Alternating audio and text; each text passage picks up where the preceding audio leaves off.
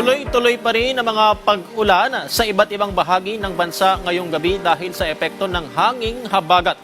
Alamin natin ang lagay ng panahon mula kay Pag-asa Weather Specialist, Chanel Dominguez.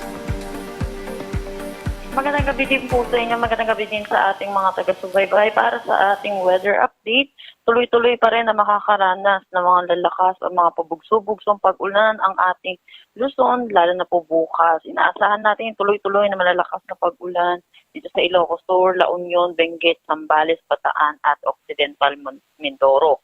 Inaasahan naman natin ang pabugso-bugsong malalakas ng mga pag-ulan sa Metro Manila, rest ng Ilocos Region, rest ng Cordillera Administrative Region, Nueva Vizcaya, Tarlac, Nueva Ecija, Pampanga, Bulacan, Rizal, Cavite, Batangas, Oriental Mindoro at Antique.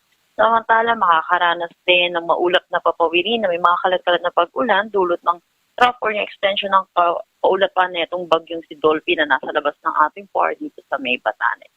Sa nalalabing bahagi naman ng ating bansa, makakaranas naman din tayo ng makulap na papawirin durot pa rin naman ito ng habagat. So yun po, pinapalalahanan natin mga kababayan po natin. Patuloy pa rin tayo makakaranas ng mga pag-ulan bukas.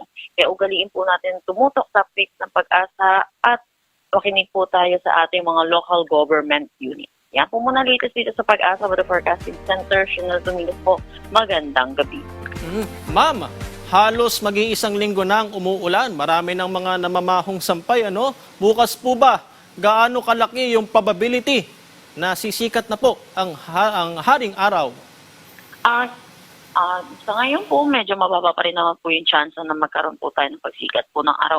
After po ng Monday, posible po humina-hina na po habang ito po, pag nag-landfall na po kasi si Dolphin dito sa May China, posible na rin po humina itong habagat na epekto po sa atin.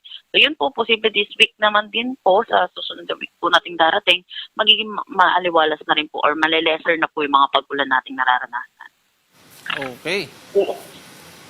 Yun nga po, magiging patuloy po yung pag-ulan. So, dalhin po yung mga panangga sa ulan at sa lamig.